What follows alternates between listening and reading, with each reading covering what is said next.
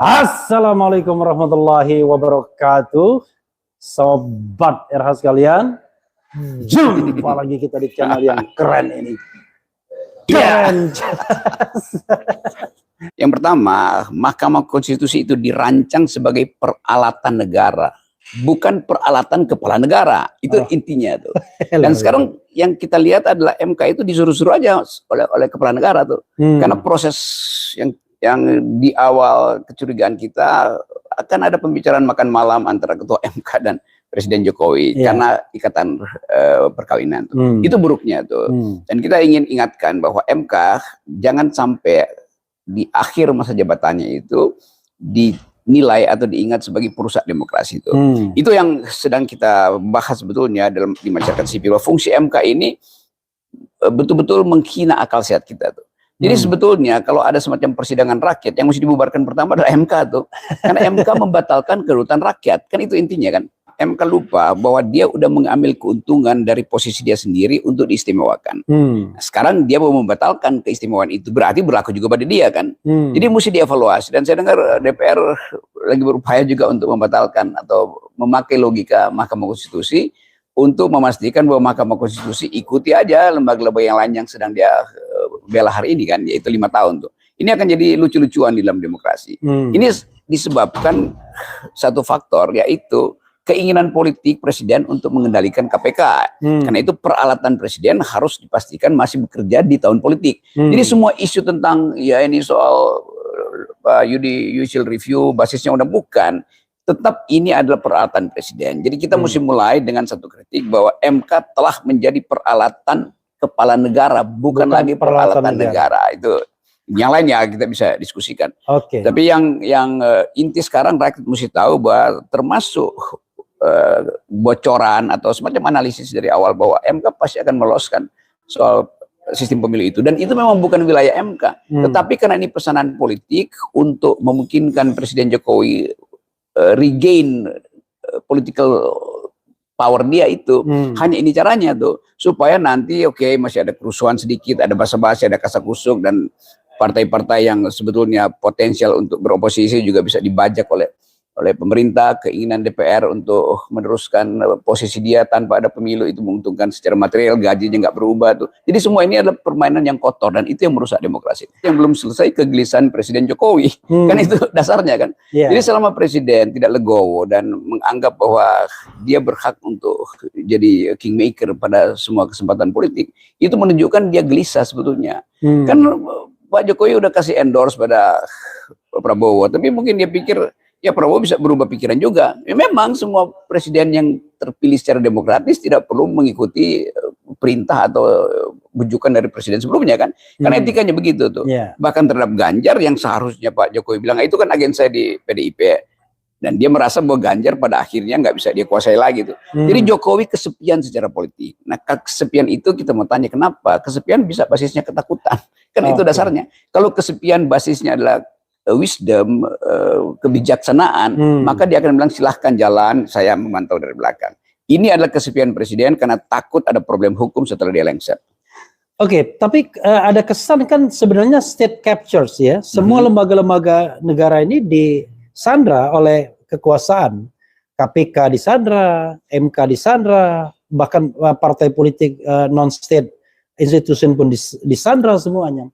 Lalu tiba-tiba kok kekuasaannya takut sendiri gitu. Jadi dia menguasai semua institusi, dia mengambil alih semua wacana, tetapi kok dia merasa dia takut sendiri akhirnya gimana?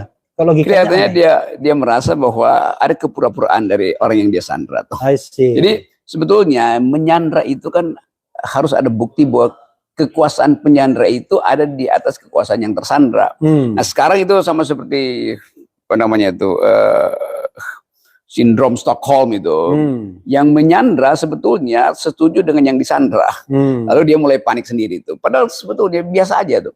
Nah keadaan ini yang menunjukkan di dalam banyak analisis Jokowi tetap takut. Dia sebagai penyandra tapi dia takut disandra balik ketika kekuasaan berubah. Artinya kemampuan dia untuk mengantisipasi bahwa peralatan dia untuk menyandra seolah-olah dianggap itu seluruh faktor masih dia kuasai, ternyata enggak. Jadi grab Presiden Jokowi terhadap permainan politik yang dia rancang sendiri hilang di tengah jalan. Dan kita tahu bahwa dia nggak bakal diapa-apain, tapi justru kalau dia masih cawe-cawe dia bakal diapa-apain. Kan terlihat semakin Jokowi ingin mengendalikan politik, semakin orang tahu berarti ada problem tuh. Kalau dia legowo tadi ya orang anggap akan ada persoalan bangsa ini bangsa. Maaf, tetapi di dalam pikiran Jokowi nggak mungkin itu terjadi karena perubahan politik bisa berjalan di luar yang dia bayangkan. Nah, bayangan buruk Presiden Jokowi ini sebetulnya yang menghantui dia sehingga dia harus atur semua peralatan MK, KPK, Departemen Dalam Negeri segala macam agar dia bisa kendalikan. Padahal legitimasi presiden, endorsement power dia kan makin lama makin habis. Orang seperti Pak Jokowi dia nggak percaya lagi bahwa akan ada semacam koalisi penyelamat dia, kira-kira begitu. Yang adalah koalisi yang akan menghakimi beliau karena perubahan politik itu nggak mungkin diatur sejak sekarang. Kan presidennya akan datang juga dia punya legitimasi untuk mempersoalkan presiden sebelumnya supaya dia tetap eksis gitu. Jadi ini proses psikologi biasa aja tuh. Nah, psikologi ini yang mengganggu Jokowi. Jadi Jokowi tetap anggap mau bikin statement jamin saya pun nggak mungkin. Yang bisa jamin saya adalah kepastian bahwa saya mengendalikan politik. Nah, itu yang kita bayangkan di ujung analisis kita tetap Jokowi berupaya untuk membatalkan pemilu, menunda pemilu supaya dia bebas untuk mengkonsolidasi sisa-sisa kekuasaannya. Jadi Jokowi ini sebagai politisi itu seperti lagi nunggang macan.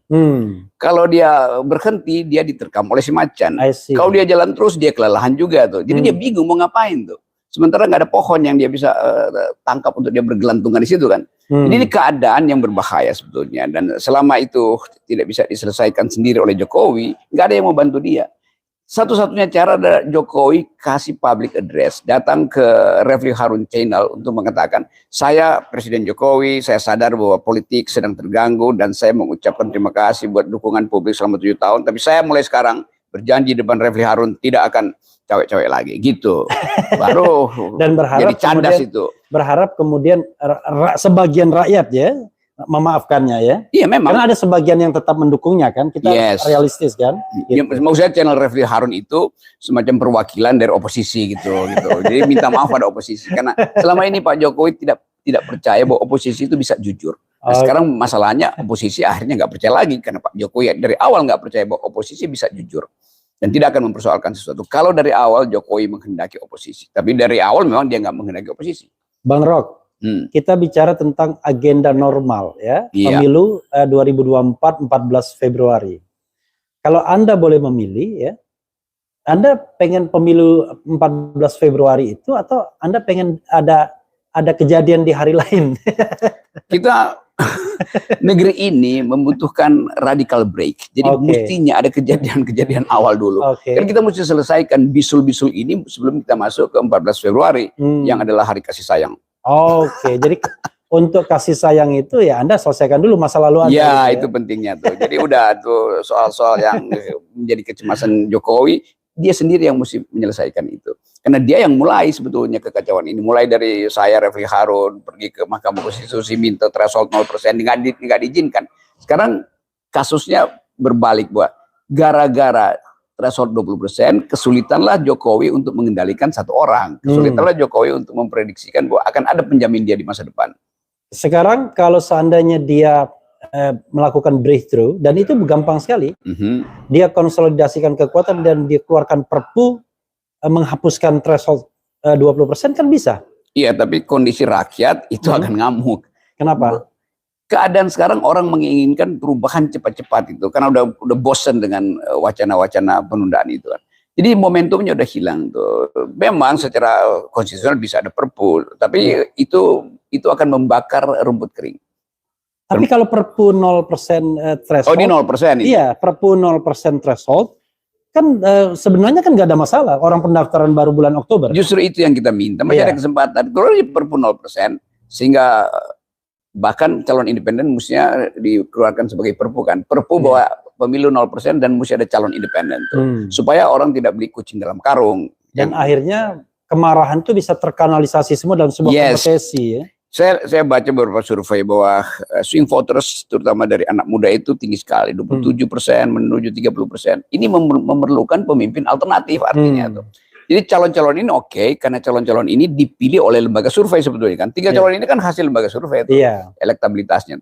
Tetapi di dalam kita bayangin ada era baru, Jokowi bikin breakthrough atau radical break 0%, dan saya menginginkan ada calon alternatif. Maka dimungkinkan lagi untuk kocok ulang calon-calon ini, kan begitu. Oke, paling tidak kalau kita misalnya independen itu belum bisa dikabulkan, misalnya karena ada presiden putusan MK, minimal 17 slot yang ada sekarang ini. Oh, itu lebih enak more buat than kocok enough, ulang. Ya kan? More than enough buat 17 slot. Dan saya kira Rocky Gerung bisa nyalon, ya kan?